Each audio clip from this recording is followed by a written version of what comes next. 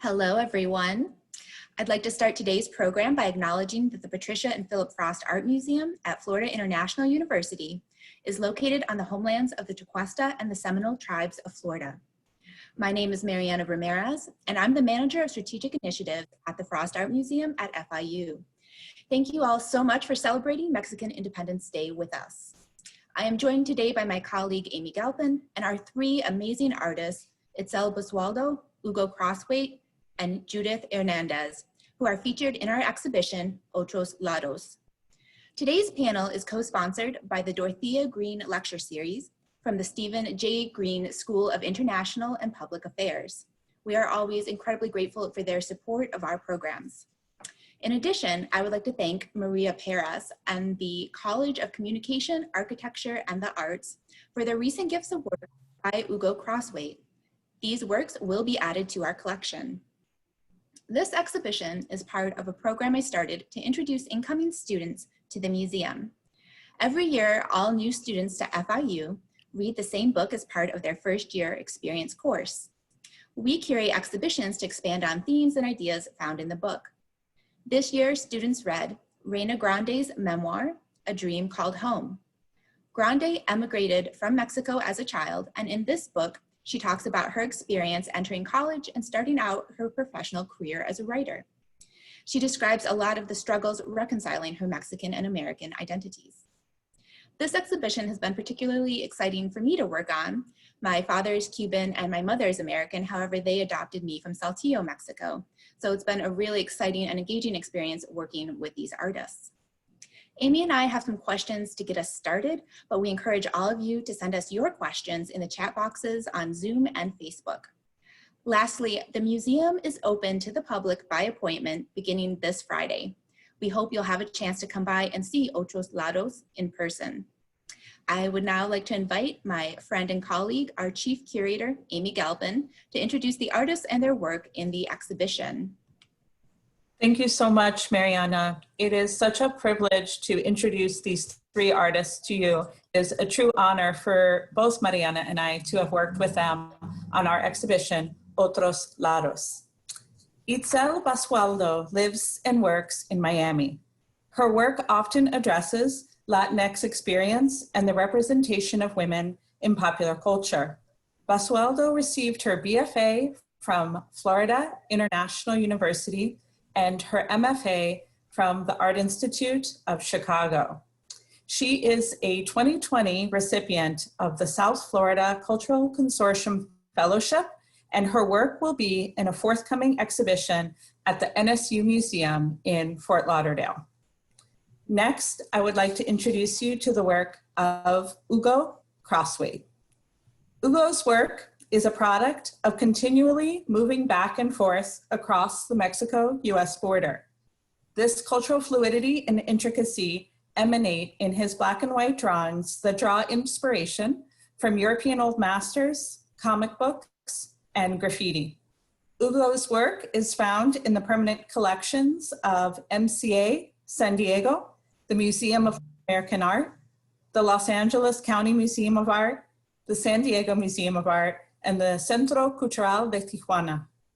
In 2019, Hugo won the Outwin Buchever Portrait Competition at the Smithsonian's National Portrait Gallery. His film, A Home for the Brave, on view in this exhibition, was recently selected for the Morelia Film Festival. And now I would like to introduce you to Judithe Hernández.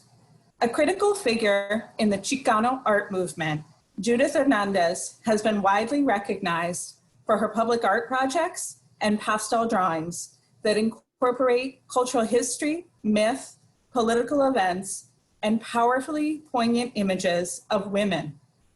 Hernández's work is in the collections of the Museum of Modern Art in New York, the Los Angeles County Museum of Art, the Smithsonian American Art Museum, the Pennsylvania Academy of Fine Arts, the National Museum of Mexican Art, and the Bank of America.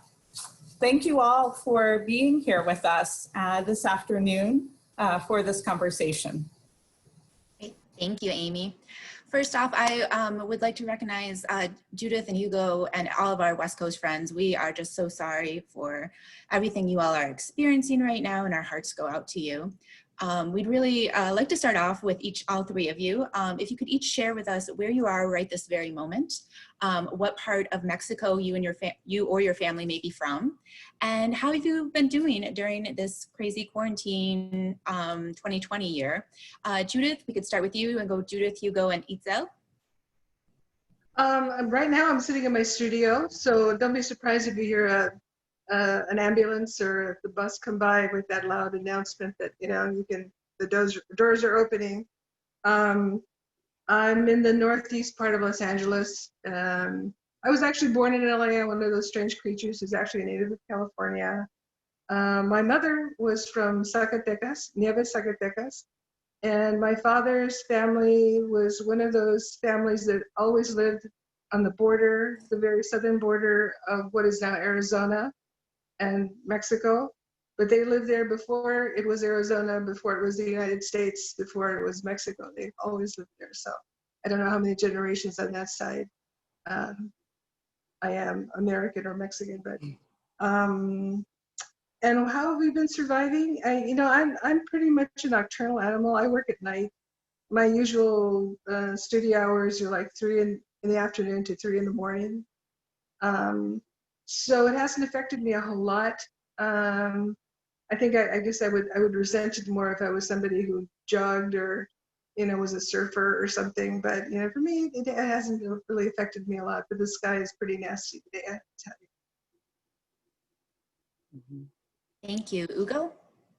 I'm in my studio also. I'm in Tijuana, Baja California, Mexico.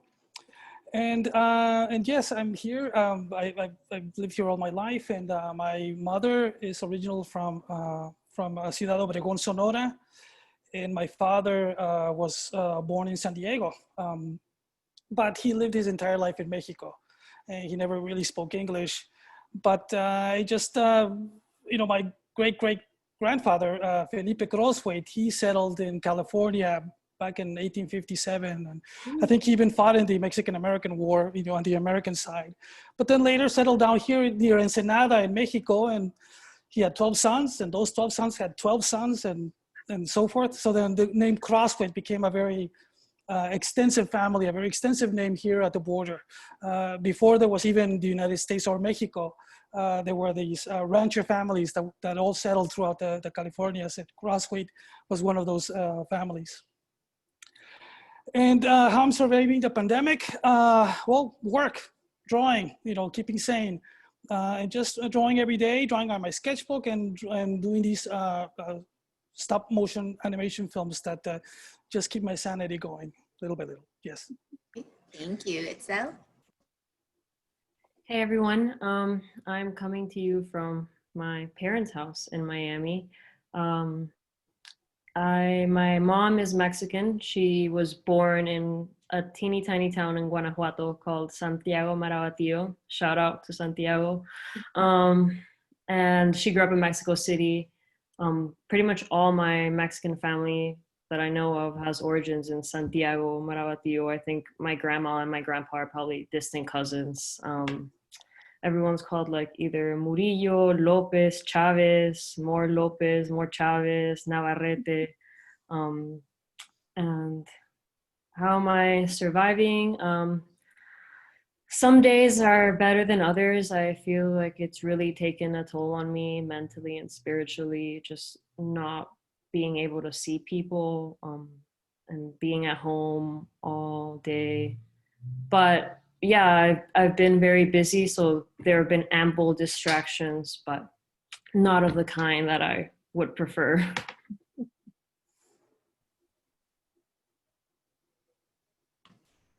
Thank you so much. Amy? Oh, Itzel, I wanted to start with you and ask you a question. I'm so happy to have met you through a show you participated in conjunction with Mirta Gomez del Valle, who I see is here with us today. One sort of aspect of your practice that I'm really drawn to is the way you mix it up, the approach to installations. Your Untitled work in the show, I think, is a great example of the raw emotion, very powerful emotion you engage in. But there's also a sort of playfulness to the way in which the work is presented. I wonder if you could talk about your approach to materials and also your incorporation of text in your work.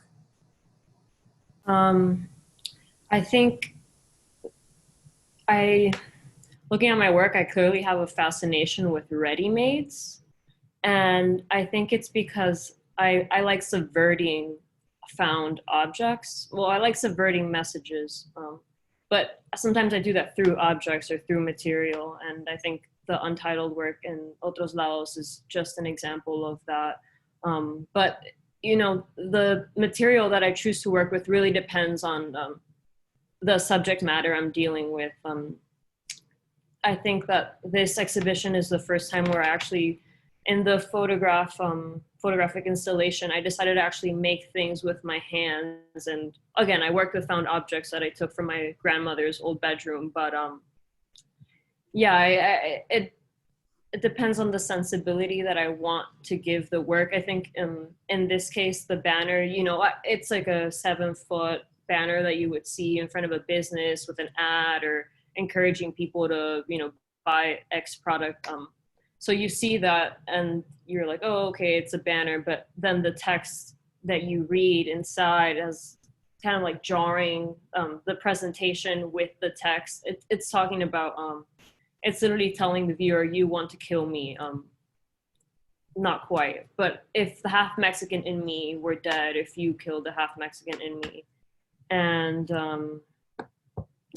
text, yeah, I always loved writing, and I never really considered writing in my visual work or thought that I could consider it part of my visual practice until a professor who is actually, former professor of mine who is actually is here with us today, William McGuire, told me once, you know, you should keep writing. He gave us an assignment. He's like, give me one piece of paper on time. And I was like, oh God, like, I'm not going to draw a clock. Like, oh, that's a terrible idea. So I just decided to write, kind of like, what's this style where you're just like free writing, a free write on time. And he's like, keep writing. This is great. And I was like, really? Wow. I'm going to stick to it. So I've stuck to it and just been improvising different ways that I can present text in a way that's like, oh God, I don't have to read this whole thing on the wall, you know, keeping the viewer engaged. That's so interesting. Thank you.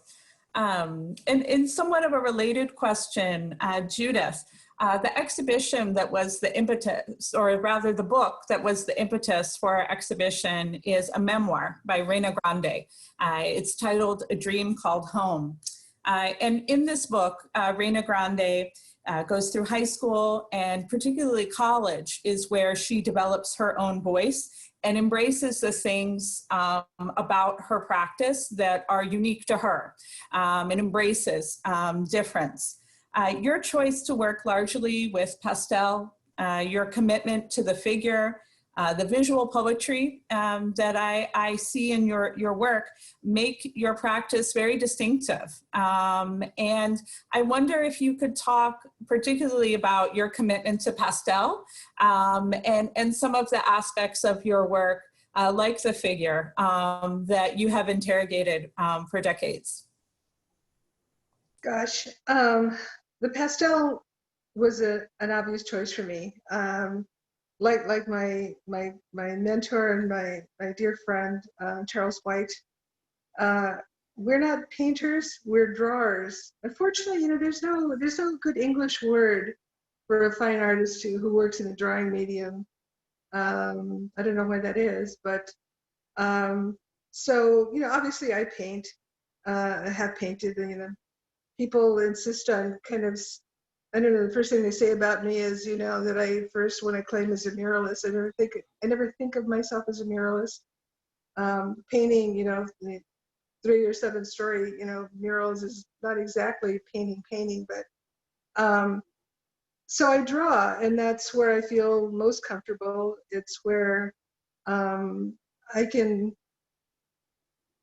flesh out the idea, the comment that I'm making in the work. What I guess, the bottom line is, like Itzel, I also like to write. My work is really kind of an extension of that interest, but rather in words, to tell a story, to ask a question. And the human body, I mean, human beings have been interested in how one another, how we look, and how we look three-dimensionally as well as two-dimensionally since people first began. So it seems a natural vehicle in which to present those kinds of questions, to make it a universal question. And of course, being a woman, I obviously know more about women.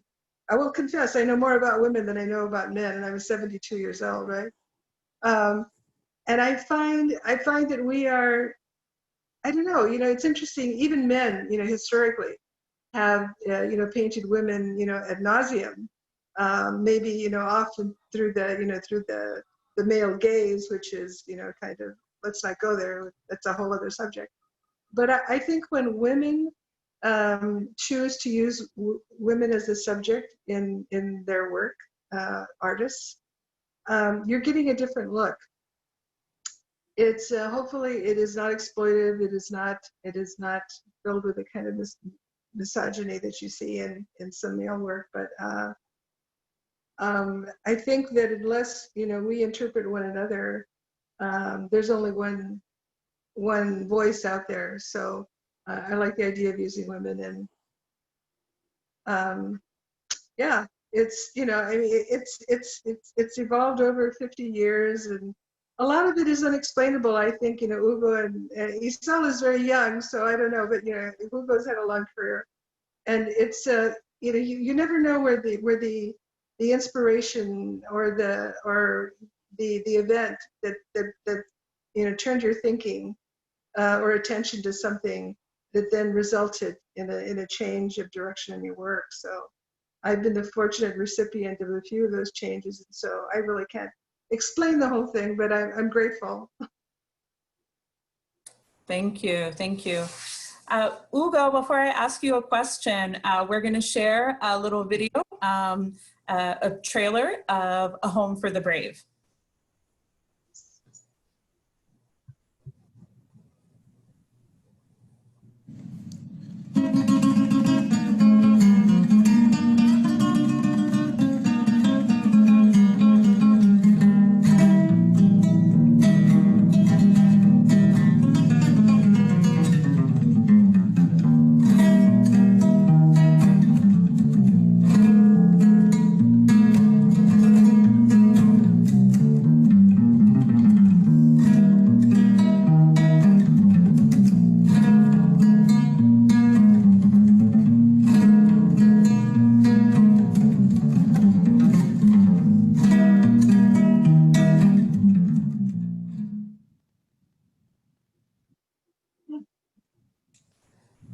For those of you who are able to visit our exhibition in person, you can see the full clip, or the full version rather, of A Home for the Brave, and also another video by Hugo, Tijuana Mi Amor, both making their debut in our exhibition.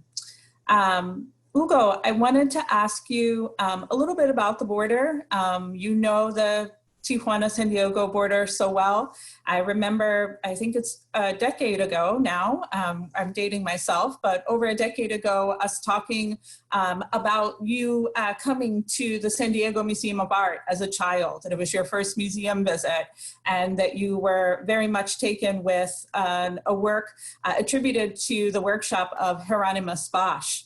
And knowing so well this border region, constantly moving back and forth, I wonder if you could speak to the changes that you have seen along the Tijuana-San Diego border in the last few years. The border is often in the news with Trump's plan to build a more extensive border with the family separations and the ongoing crisis at detention centers. And could you share, again, what changes you have seen and what are some of your hopes for the future? Well, you say that you mentioned that I know the border very well. Well, actually, I don't. I don't know this border very well, because this whole notion of a border is pretty much a modern construct. The United States tries to think of the border between the United States and Mexico as something that's always been there, or it's this perennial thing that's there, and they're just enforcing it. But I remember when I was growing up, there was basically no border.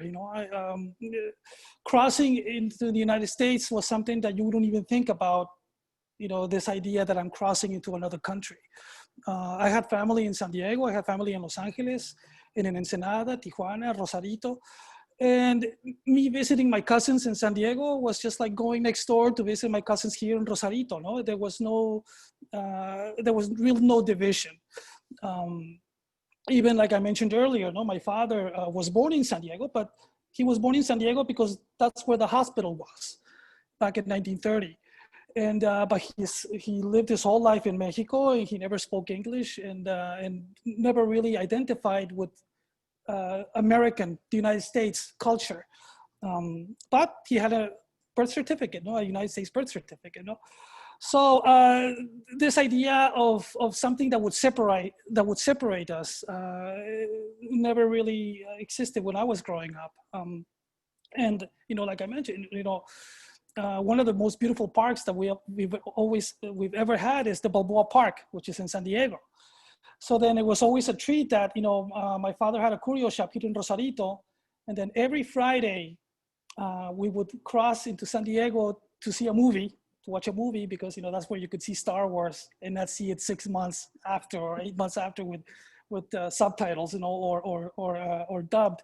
So then it was this tradition that every Friday we would go get a burger and go see a movie. And then part of that was also going to Balboa Park, to a park, and then there was the San Diego Museum of Art, and we would walk in there and look at art. And yes, I remember one of my fondest memories was looking at this Hieronymus Bosch painting, and it had a big knife on it. And I remember I was captivated by what's going on with this, the scene. It was this biblical scene of, I think, the taking of Christ. I think the arrest of Christ. So it was something that just, the chiaroscuro in it and the images in it just, captured my imagination. And that's one of the earliest remembrance that I have of art and of seeing imagery on canvas telling a story. So yes, and how I feel, what I feel about the border. Well, I think the border is it's an insult. It's a horrific thing. I don't think I started feeling this idea of the other or being separated from the United States until the 80s, or when NAFTA started coming into fruition, and there was this Operation Gatekeeper, where it was this capitalist notion that products can come and go as freely as they want. Capitalism is free to cross borders, with no problem, but people were started to being held up, and that the natural migration of people of crossing the border as a natural thing, that's where that started to be stopped. And then after 9/11, I started seeing this militarization of the border, where now it was all about this notion of the security of the United States against, a friendly nation like Mexico that's treated like if it's an enemy, because terrorists could come in through there, or narco violence could seep over into the United States, which it was a complete, I think it's a complete fantasy, because, it's this just idea of bringing this notion of safety to the United States at a community or at a border that is not really impeding that safety, So yeah, so I think, I remember recently seeing satellite pictures of the border region, and it always struck me how there's this intense urbanification, this intense city urbanification that's hitting this very straight geographical line, and then there's this the United States, which is desert, clean, and to me that, it was seeing this wave of humanity from all Latin America hitting this very surreal and abstract notion of a geometric line, which seems completely unnatural. Great, thank you so much. Thank you. I'm gonna now actually shift and we're talking about another big issue this a lot of your work, all of your works deal with. So this past week, feminists in Mexico City took over the building that houses the National Human Rights Commission. They painted over portraits of historical figures hanging in the building, and they opened the building up to women and children seeking shelter. This is part of a larger movement to gain justice for the missing and murdered women across Mexico and for the government's lack of action to address this issue. I open this up to all artists, but Judith, let's start with you. You've addressed violence against women in your work, in particular the murdered and missing women of Juarez. Could you tell us a little bit more about why you chose that subject and how you came about? Well, I think, I, like a lot of people, was completely unaware that for 25 years now, I think, these women have begun to disappear. It rather coincided with the NAFTA being put in place, and these mammoth factories from Europe and America went in, and you had this influx of young women coming to work.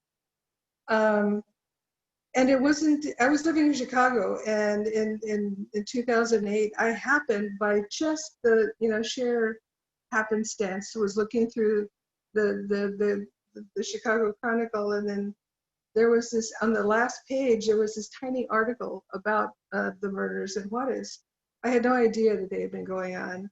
Then I began to look at human rights organizations' information about, this tragedy.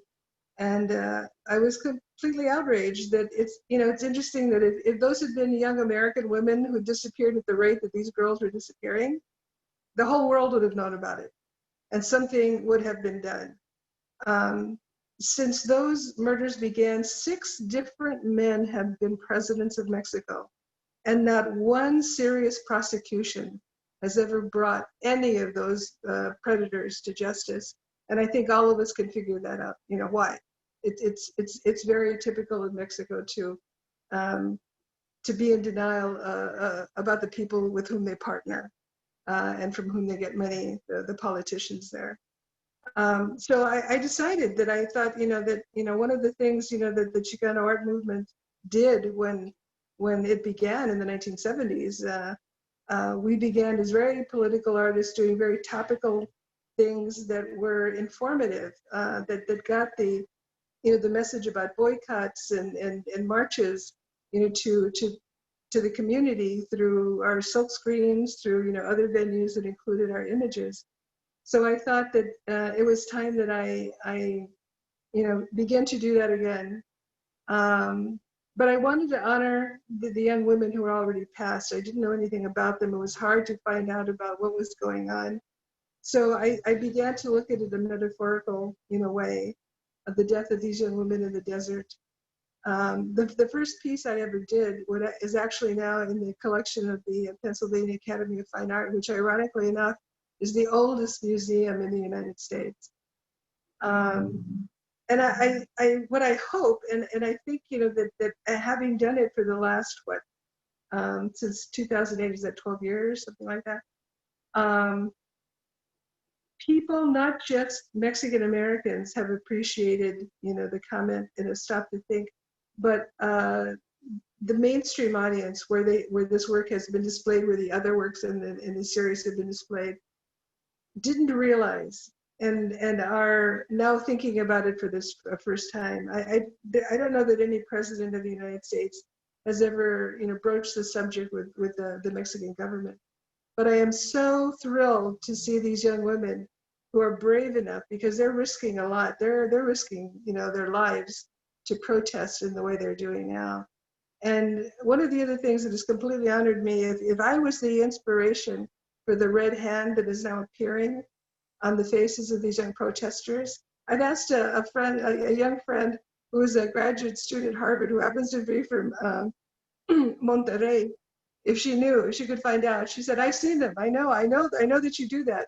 And I'm going to see if I can find out if that's where because I've lent my work to these organizations. They have contacted me through my website and said, may we please use this image? Of course, I let them do it. And if I have given them a symbol that empowers them, to approach the authorities, that is thrilling to me. I feel like I'm really, kind of doing something, being effective in some way.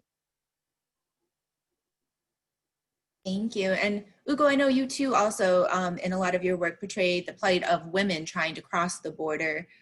Do you feel like you would handle that subject matter any differently? Do you need to tell the woman's story to highlight some of the dangers that are happening? Well, through my artwork, I never really set out to do to try to tackle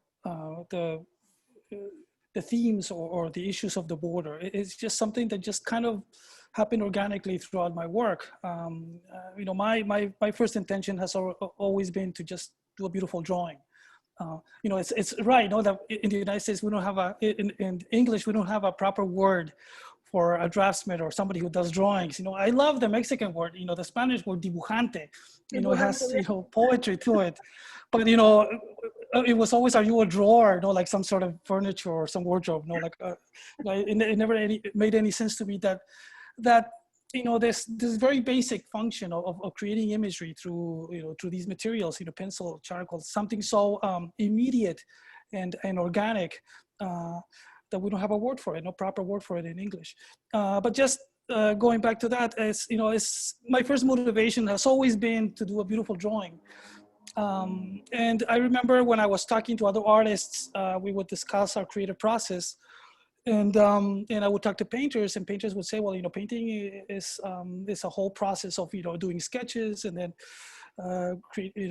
getting the canvas ready. It's a huge investment of time and money.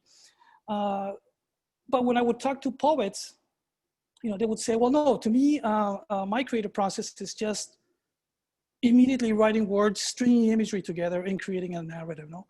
And I always felt more akin to a poet than to a painter, precisely because there's this immediacy of process that you can do to drawing. So when I was living in New York for a while and I came back to Mexico, I came back with this activity of just having sketchbooks and going to a place and just sitting, in New York, I would sit on the subway and I would start drawing people, And I started doing that same process here in Tijuana. So then I would go to the Centro de Tijuana, to Revolución, and I would sit down and start drawing. And drawing is a very immediate process. So then you start capturing faces, you start capturing the environment.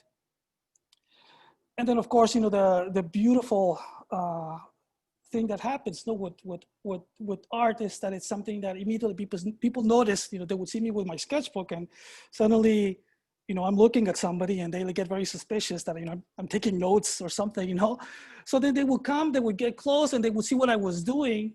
And oh my God, dibujos, qué hermoso, los dibujos, the drawings are so beautiful, So then I would show them, oh yes, I'm doing this, and this is kind of your attempt at your face, and a conversation would start.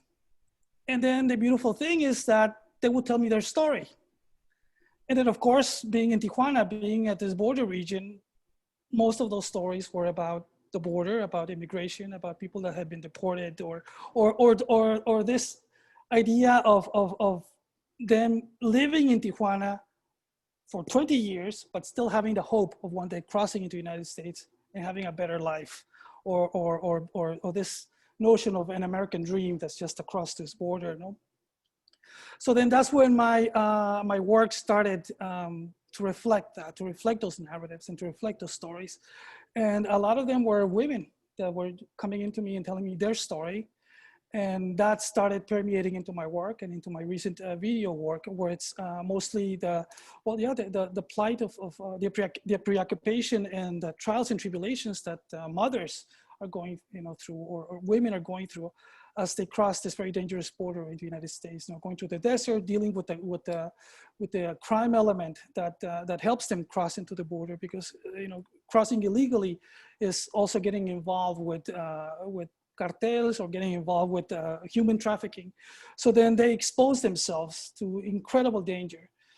But they do it with this sense of, I'm seeking a better life for my child, I'm seeking a better life for me, I'm seeking a better life for my family that's left behind in Oaxaca or in Chiapas, you know, and they're crossing the border, they fail, sometimes they get deported, they stay in Tijuana as this floating population, but always with this intention that I want to go back, you know, I want to try again. So to me, it was this, this tragic tale of Sisyphus, carrying that rock, always trying to reach a better life, and then always the rock keeps tumbling down. But there's this this, if anybody deserves to live in the United States is these immigrants, these people, because how they fight and how they hold on to hope for a better life is just heroic in many ways. Thank you so much. Itzel, I know your work too has looked, you had a project at MANA during our week, Miami Beach, and your work often looks at the sexualization of Latinx women. Could you talk a little bit about why you explore that subject? Yes, I can. One, I think being Latina in Miami, I feel has been one experience, and then being Latina elsewhere in the US where you are the minority is another experience. And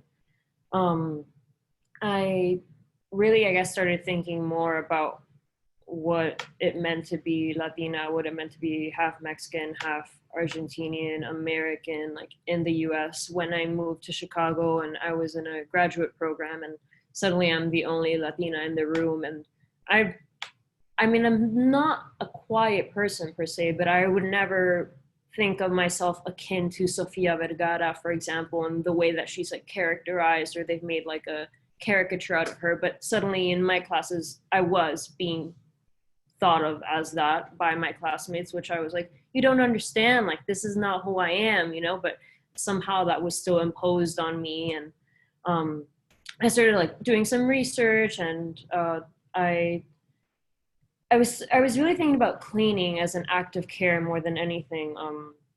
My mom, when she came to visit once, all she wanted to do was like clean my apartment, right? And I was like, Mommy, like deja eso, like please, like you don't have to do it. She's no, like I want to clean it like for you because you don't know how to clean and it's a mess. And I'm like, okay, like she's like, this is how I want to show you that I care about you. I'm like, all right, Mommy, like fine, you can clean for me, I guess. But really like fascinated with the notion of invisible labor. I took a class on labor in film, and the professor I had at the time was like kept on like beating us over the head with like this idea of invisible labor and why is it invisible. I'm like this isn't invisible to me. Like I see these people, I say hello to them, and maybe it's because I grew up in proximity to folks that had these kind of jobs. Like I see my parents when I look at people doing invisible labor.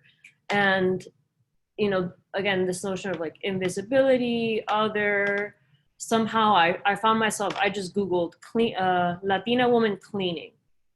I was trying to do a project about cleaning as an act of care. So I just Googled Latina cleaning, and I hit videos, and all that came up was porn. And I was just like, excuse me? Like, what a benign thing to look up, and it's just pornography. So then I added other verbs. I'm like, Latina jogging, porn, Latina dancing, porn. I'm like, Jesus Christ, like this, this is connected, this exoticization, fetishization, the Sofia Vergara caricature. And then early in 2020, we had J-Lo and Shakira perform at the Super Bowl, and people were like, yeah, big win for Latinas. And I was like, really? Like, I feel like it's the women that I found online. It's a spectacle. And I felt like we were being treated as specimens, Latina women. And I think with what's happening, I don't know if you saw the headlines a few days ago about women being, hysterectomies? Mm-hmm. Forced hysterectomies. Yeah, forced hysterectomies in the detention centers. I'm like, we are specimens to them. And yeah, that is that is a subject that I broached in my work, and I'm not done going over it. But I also feel like the way in which I want to convey my message has to do with the way in which me trying to challenge the ways in which I was raised, which is to be like very docile and like servicial, eager to please. And for as long as I can remember, I've always kind of been like anti these things, and my parents have labeled me like devil and whatnot, that I have a chamuco inside me. But I think that I want to be unapologetic in the way I live my life, but also in my work.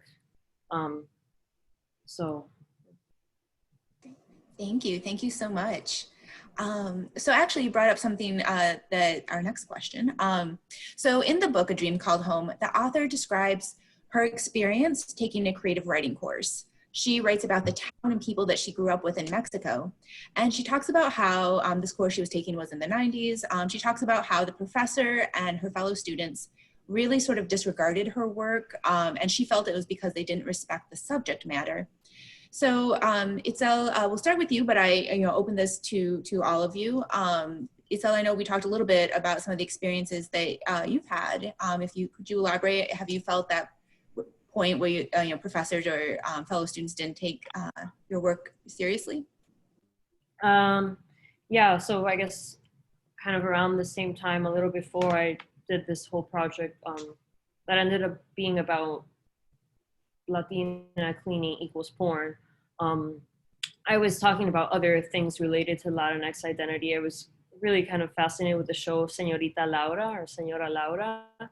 And I did this video, or I grabbed a clip of her gifting a former participant on the show with a sandwich cart. She's like, here, I give you this sandwich cart, and with this sandwich cart, you are going to excel in life and do so well, because now you have the means to make a living by selling sandwiches on the street. And they were like, thank you so much, Señorita Laura, for like this wonderful gift and opportunity you've given me. And anyway, it was a commentary on like neoliberal practices more than anything, like through looking at Señorita Laura.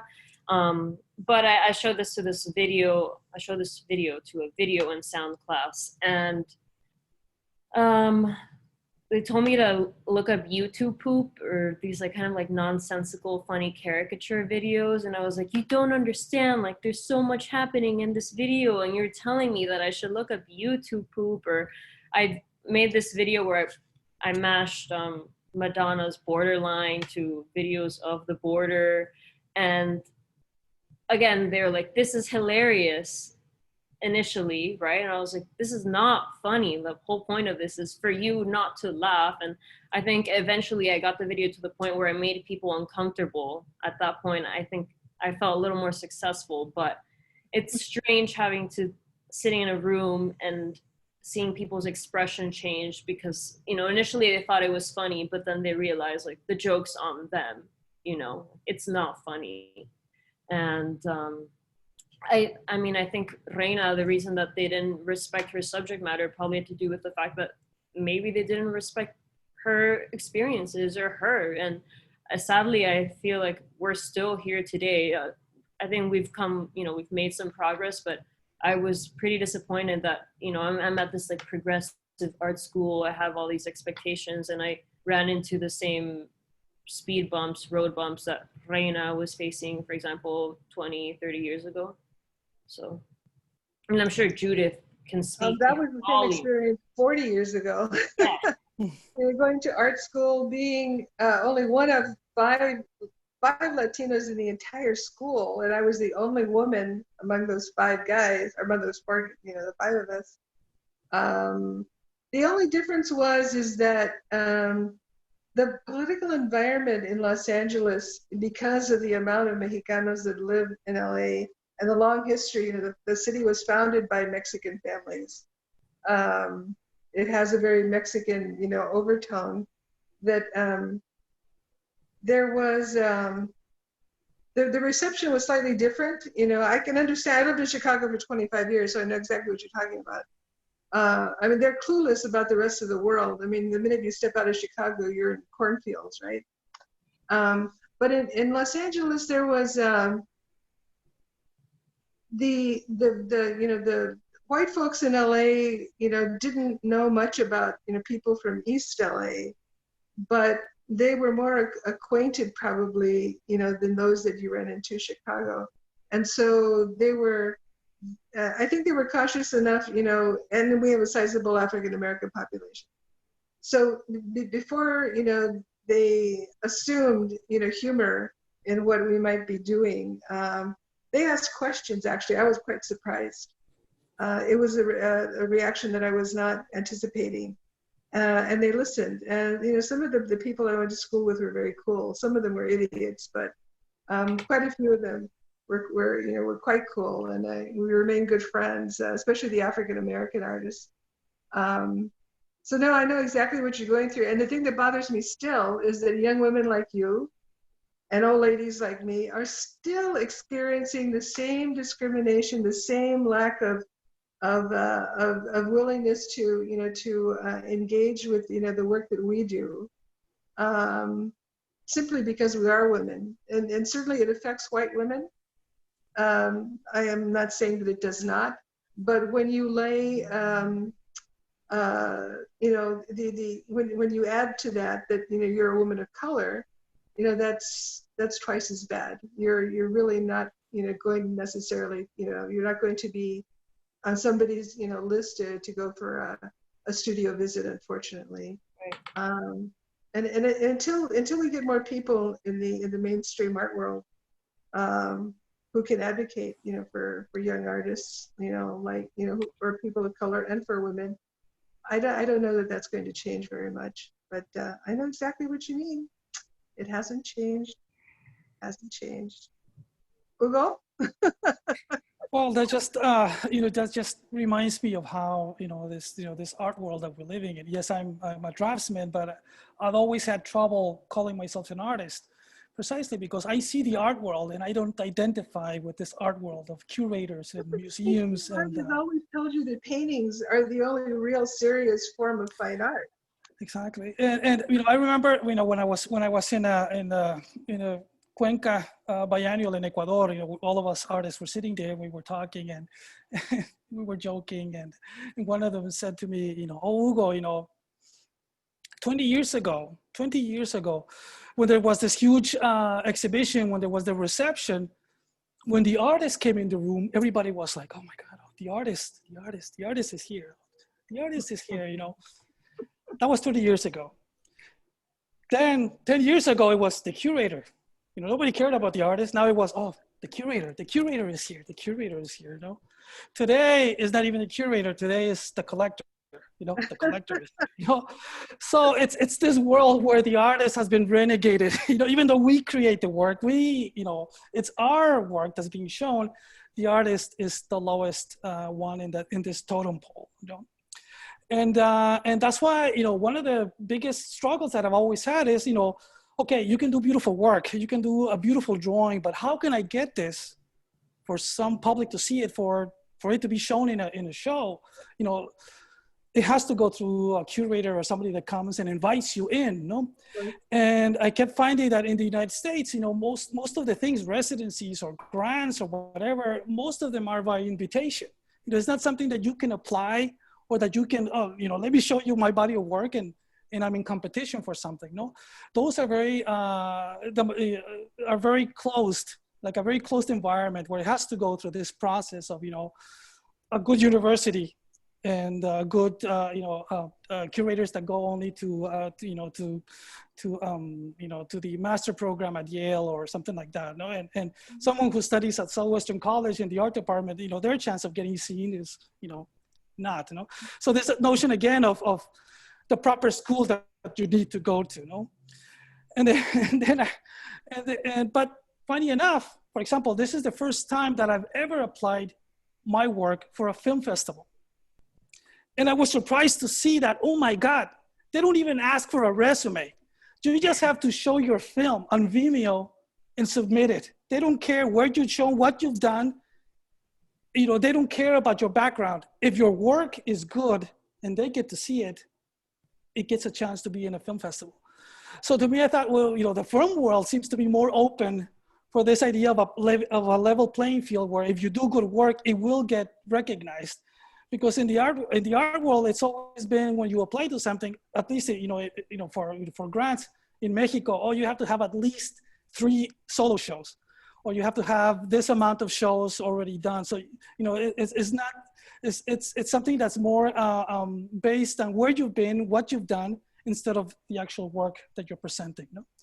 So then, yes, I've always felt that that the art world is something that I hate it, but I'm an artist because I love my work. You know, I love drawing, and I'm in this world where, you know, I don't know how, you know, like we were talking earlier, you know, we're artists because we don't know how to do anything else, you know, and that's the same situation with me. You know, I've been drawing since I was, you know, 6 years old, and I've loved it. I've never stopped drawing, and that's my first motivation to do art.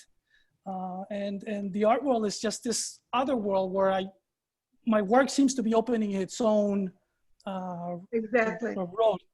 Because, you know, even though I grew up in a curio shop, selling things, you know, selling pottery to Americans, I'm not a good salesperson. I'm not someone who can convince you that my work is great. Whenever I try to sell anything, it always fails. God. But it's always been my work that, oh my God, you know, he got invited here, or somebody wants to show it over there, or that, you know, so it's you know, many artists come to me and they say, Hugo, how did you do it? How did you get into this? How did you get? It's because somebody somewhere saw this work and they invited me to be in this biennial, or they invited me to be. You remind me of myself so much. I can't believe it. Years ago, I mean, I have people who know me will tell you, you know, I have never promoted myself. I have never asked anyone to give me a show. I have never asked anybody to buy my work. I've never tried to pressure someone to collect my work for their institution. I don't even go to openings. If I didn't have to go to my own opening, I probably wouldn't. I don't like that kind of stuff. Carlos Almaraz used to get on my case all the time. Judith, you have to go to these things. You have to meet people. I said, why do I have to do that? I'm doing the work. I'm doing work, you know, as well as I can. The quality of the work should speak for itself. I shouldn't have to go out there and, you know, be some fake charming person, and you know, in order to meet these people. I was telling Amy, you know, just a while ago, I was reading a new book by Arlene Davila that talks about Latinx work and why it's been excluded for, you know, for the last 40 years from mainstream art institutions. And it absolutely confirmed what my suspicion has been for quite a long time. Maybe 2 years ago, I had 2 very accomplished young women who are curators at 2, they shall go unnamed, at 2 of the most famous and prestigious art institutions in the world, happened to be in my studio. It wasn't about me, it was about somebody else, but they were here in my studio, and I fed them lunch and we started to talk. And it's one of the things you'll find is as you get older, you know, I don't really care about that stuff anymore. It's not personal. And so it's very liberating. You can ask any question you want because you really don't have much to lose, right? What are they going to do? Not show me? They haven't shown me in 40 years, 50 years. So what do I have to lose? So they're sitting in my studio, and I said to them, you know, I don't know if you want to answer this question, but it's something that I've always wondered. And I look at the art that's produced in Los Angeles, and if you know you had been, I know that you came to the PST show in 2011, and the one for the PST LA had not happened yet. And I say, and you saw your curators, you're trained, you know, you've trained your eye and your intellect to regard art and think about it as art and see the value and you know what is wonderful about it. So on that basis, you don't discriminate. I said, but you know, why is it then you can come here and see this amazing work that you never see in New York galleries? For the last 40 years, you haven't seen figurative work or work with content, certainly not with political content, but even cultural content.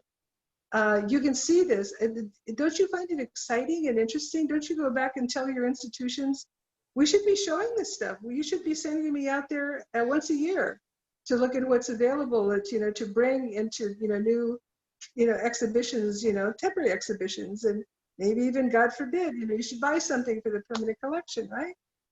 And, you know, they sat there, they were very polite. I really put them on the spot, right? And they finally took a deep breath and they said, we have done that. We love this work. We come to Los Angeles, everything we see is so exciting and so wonderful. And we go back and we go to a curatorial meeting where, you know, the next level up in the institution is sitting there at the table. And they they're not as enthusiastic, but they nod and they go, yes, oh yeah, very good.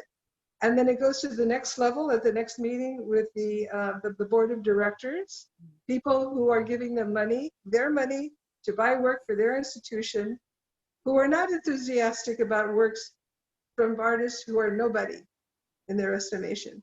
Y ahí muere. That's as far as it goes. The curators, even the white ones, see this as incredible American art, the next phase of contemporary art in this country. And it dies because there is this upper echelon of elites who have, I've always thought, but now it was confirmed for me, that's the way it works. And reading Arlene's book only put the cap on that. I thought, geez, you know, this is what we're up against. It's the curators are not the enemy. Some of them are, you know, they're too old, they don't get it. But by and large, these young curators that are coming in, even if they're not people of color, they're definitely on the sides of artists who produce good art, who produce interesting art, exciting things, you know, for their audiences to see. The problem lies elsewhere, and it's tied to money. You know, it's kind of the old political thing, follow the money.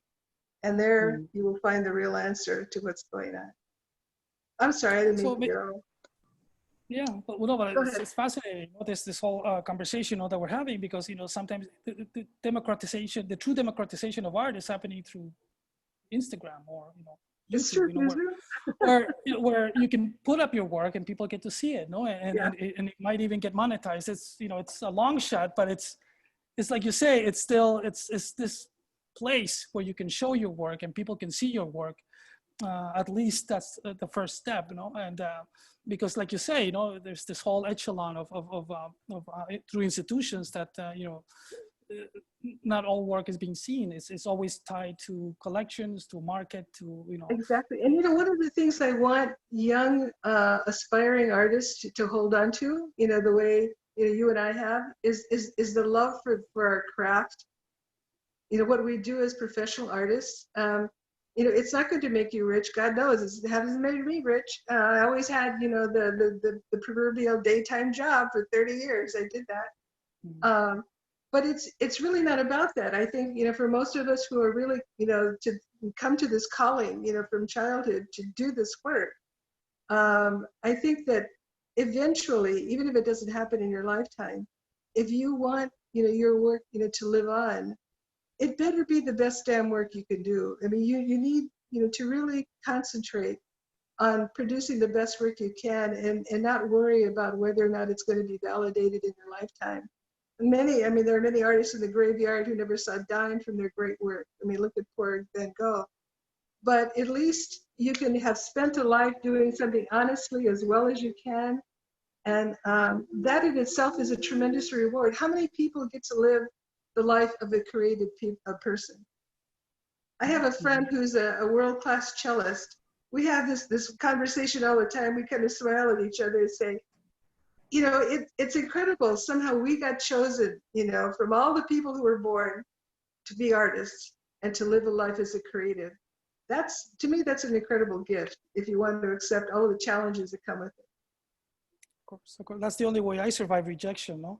Just knowing that, you know, I love my drawing, I love my sketchbook, I like my work, you know, and that's what I tell all my other artist friends or young artists, you know, that, you know, that's the way you do it, because if you're strong with what you do, if you're happy with what you do, it doesn't matter if you show or if you don't show, but you're doing your work and you're happy with what you're doing, you know, and that's why, you know, I often, you know, that's the way I try to define myself, as a draftsman, as a dibujante, more than an artist, because, you know, I remember sitting in an exhibition at a table of artists, and, you know, from one end there's me who, you know, loves my craft, loves my work, does the drawing, And then on the other side of the table, there was this guy, oh, you know, well, I call my architect and I call my photographer and I call my sculptor and I have this idea, but then they build. So it's this idea of this manufactured art, you know, Yeah. that was very strategic. You know, I find it, well, yeah, they're artists, but they're artists in marketing because really that's their talent. You know, they know how to place the work and they know how to construct these huge installations, you know, with lots of money behind them.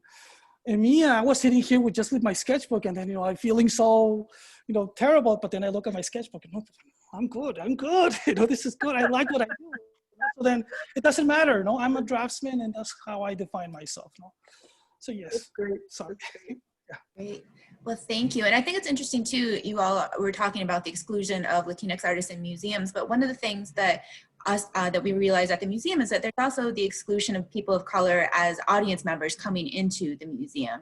And that's one of the reasons why we built this program, was to introduce first-year students at FIU to the museum so that they could feel comfortable and feel like they could enter any museum going forward. I mean, I've talked with a few people mentioning how there was a particular contemporary art museum up north that as a young freshman in college, I had to give myself a pep talk before I could walk in there and say like, okay, you're an art history major, you belong, you know, you can walk into this museum.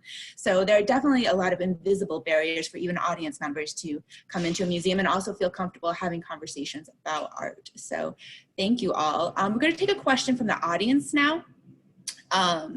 This one came from Lourdes, Renee, to all of the artists. Can you share with us when and why you began to focus your work on social justice, migration, memory? Was there a particular moment when you realized like, this is going to define my work? The Chicano Civil Rights Movement. That's, you know, that's what happened to me. That changed my whole outlook on, you know, where my skills would take me. I was 20 years old in 1968, and the Chicano art movement exploded, you know, on the, you know, in the Southwest, and it simply sucked up a lot of, you know, people, you know, that I knew, and it brought us together to forward an agenda that was inescapable. We were working, you know, for the you know, for the rights of a whole group of human beings, you know, those of us who are Mexican. So after that, anything else seemed pale in comparison, because there have been so many reasons to continue. Unfortunately, you know, 40, 50 years later, I'm still talking about a lot of the same things in my work. It has to do with social justice, equality, you know, the violence that are perpetrated at the border on women. I mean, it's just endless. There never is a, you know, an absence of subject matter for me. Yeah, that's why. I think the last couple of years have been pretty monumental in informing the directions that I'm interested in taking and the conversations I want to have. But I can't say that a particular moment has defined my work, because I feel like I just started making work. You know, I'm 25, but I feel like I'm 12 most days. And I feel like the kind of work I'm doing now is an extension of the games that I used to like to organize and play when I was 8 with my friends. And I was like, now everybody, all little children in my house will wear these costumes, and you're going to get in line and we're going to dance in front of the parents and then ask for money. So I feel like that's what I'm trying to do now, except I'm talking about racism instead, and gender and Latinx identity, etc. But I think that, I mean, God, this year has been, I feel this year has been like monumental in my life, and I can't tell you how it will inform my work in the future, but I've had a lot of time to think, and although I haven't like seen it happening before me, I know there are a lot of things happening in the world that I kind of would like to address at some point. So.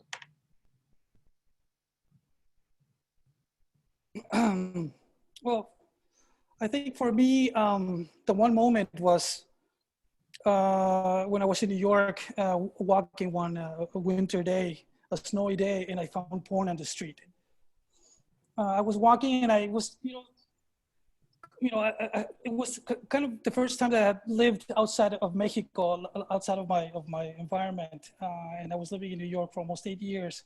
And one day as I was walking, I found this, on the street, I found this small, those small pornographic comic books, that Mexican laborers usually keep on their pockets and, on their back pocket. And I found it on the street. And the moment I saw it and I picked it up, it became this treasure because for the first time, it placed me back to where I came from, to Tijuana, to Mexico, to, yes, its vices and its virtues, and it was also the first time that I was being confronted with me being a Mexican artist in the United States.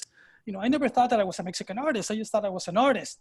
But when I was living in New York and I would say, you're from Mexico, they immediately, they would start assuming things, and one of them was that, I was from Mexico City because all art comes from Mexico City, and I would tell them, no, I'm from Tijuana, the border, and then, they would say immediately, Tijuana, I love Tijuana. I got so drunk in Tijuana, and they would tell me their story of, how, they got drunk in Tijuana. And also then it was immediately, there was this notion of, I started seeing where I came from, the connotation that it had in the United States, this idea of the border, the lawlessness of the border.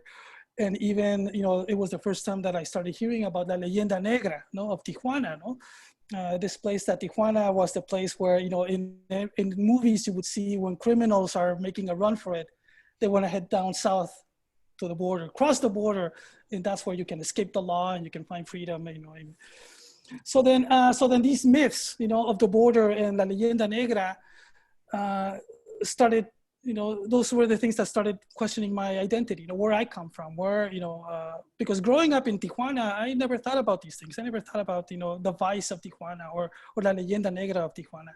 And it wasn't until I was living in the United States that I started seeing how Americans see Tijuana, how Americans see Mexico, And then that's when I found out about the Tijuana Bibles, which I had no idea what they were. I was in Chicago, in Pilsen, and I was talking to another artist, and he said, "Oh, you're from Tijuana.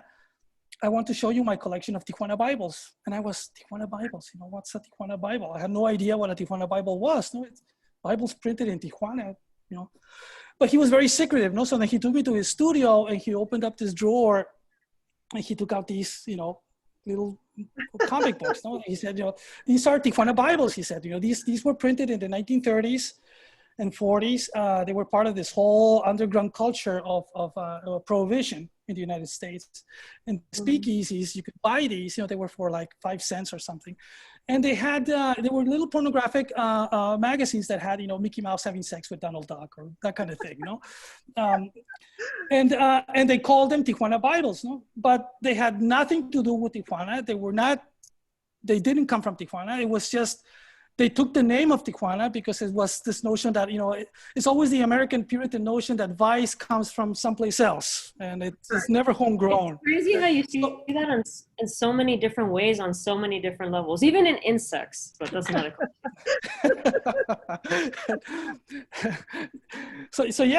So then even there, I was seeing this beautiful object, these little comic books that were so wonderfully, badly printed, but beautiful, but to me represented, this is how Americans sees us. And this is a Tijuana Bible. This is the city I come from, the city I was born. So then I decided, I wanted to do this whole series of videos that was basically retaking me as a Tijuana artist, retaking that concept of Tijuana. And then of course, me watching pornography or more cartoon pornography, like Mickey Mouse having sex with Donald Duck, that doesn't offend me, But what does offend me is, children being locked up in cages, or the immigration situation that's happening in the United States, or what's happening at detention centers by ICE. That is what offends me. That's what deeply, hurts me. So then I decided to do the Tijuana Bible as well, a Bible that's coming from Tijuana, and it's taking the same format of those comic books, but instead of presenting comic book, cartoon characters having sex, it's dealing with the issues of Tijuana and dealing with the issues of the border. In my attempt as a Tijuana artist, taking back the name of Tijuana, this Leyenda Negra, and turning it back in the United States. This is what you're doing to us, Yeah. So yes, so it's this, questioning oneself. And that usually just happens. That's why I also tell everybody, love your craft, love your drawing, but then also travel. Yes. The most important thing for any artist to do is to get away from their surrounding and see the world, because that's where you start questioning these things. I would have never questioned the border if I wasn't in the United States. I could have stayed here and just be thinking about art and doing beautiful drawings, but how they perceive me, how, when you confront racism, when you confront, in other places, that's where you start, it starts this whole mechanism of you need to say something, you want to say something. It's also the reason to come home again. Yes, I of lived course. in Chicago for 25 years, and I knew that, as much love and support as I received from the National Museum of Mexican Art and, other artists there, I knew that my real audience, my major audience, would always be in the West, and specifically in Los Angeles, because of the long history and my participation, from when I was a young woman, in the Chicana civil rights movement, the things that Los Four did together. And I thought, I need to come home. I know what it's like to live somewhere else. And that happened to Carlos Almaraz. He was in New York as well for several years. It nearly killed him. And then suddenly in the early 70s, he said, I've got to leave. I'm going to die here, so I better go home. And then he came home and instantly understood that he needed to reclaim his Mexicanidad, to find out who he was again. And he did it with a vengeance. And so, for the last, 20 years of his life, it was, reclaiming what he had run away from. He thought he needed to be in New York and do minimalist art. And when in reality, he really needed to be home again. And that's what Los Angeles has meant to me. I lived in Chicago. I came back in 2010. And, the work, I think, shows that, I needed to be here, and the appreciation from the audience. I don't know about you, but as much as I appreciate, the admiration and the comments from people who are, white and from mainstream institutions, nothing means more to me than the understanding and the appreciation of my Mexican audience, my Chicano audience. Those are the people I have always directed my work towards, whether it was highly political or now the things that are, less overtly political, because they understand, they're culturally connected to what I do. And I want their feedback. I want their input. I want them to see. If other people see, that's wonderful. But I really want them to see. Great. Oh, Itzel, did you want to have a final thought? I was just going to ask you, Judith, you say you wanted them to see. Is that because you wanted to mobilize? No, what I wanted to do? I want Raza to feel that they are entitled to show up to institutions like LACMA, and see the work that reflects their input into American society.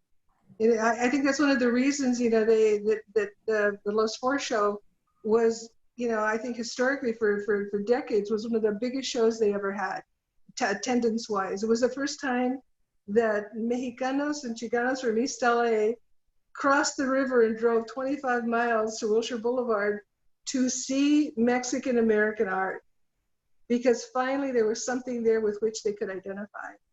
As beautiful as Renaissance art is, as beautiful as, all of the things that were there, these treasures of Western art, they were hungry to see something that reflected the art that and culture they knew has always existed in Mexico. In the thousands of histories, we're an ancient society with ancient culture, and yet it was never seen. And so, and it's still not seen enough. And so now that, we have a Latin American museum, there's a brilliant one in Chicago. Our people are having the opportunity to come and not feel like someone's going to mistake them for the person who's supposed to be cleaning the bathroom, or who's the security guard. they are guests in these places that used to be reserved only for the white folks or elite folks who had permission to come into these, institutions to see art. Great. So yeah. Judith, Itzel, Hugo, I want to thank you all so much. I'm sorry that we have to kind of cut this. We've gone a little bit over, and actually our Zoom IT tech has another webinar to move on. So thank you all so much. This has really been one of the highlights of my time here at the Frost Art Museum. I'm about to celebrate my 5-year anniversary here. I want to thank you all. I would like to thank my colleague Amy Galpin for identifying all of you for this great exhibition, and of course Carmen Carpio, who has helped us today behind the scenes. So thank you everyone. I hope you'll come to the Frost Art Museum. You can make an appointment starting for visits on Friday. Thank you all so much. Bye. Bye. Thank you very much. Thank you. Bye, everyone. Bye-bye. Thank you. Wow, my battery is almost dead. Jeez. Bye, Hugo. Bye, Itzel. Bye. Bye-bye. Bye-bye. Meet in person Bye, someday. Judith. Yes. Yes, Okay. definitely. Bye. Yes. Whenever Bye. you're in LA, you come and visit me. Okay, I will. Yes, I will pick you up I on will, that, I so will. don't ignore my phone call if it comes through, okay? Absolutely. Yeah. And you're all welcome in Tijuana. If you need safe passage across the border. Okay. Kathy Valdez and I love Tijuana. We used to go there as teenagers. We're waiting for the border to get loose, a little looser again. We're going to be there. Good, good. Okay, see you later. Bye. Bye. Bye-bye. Bye-bye. Bye, Maryanna.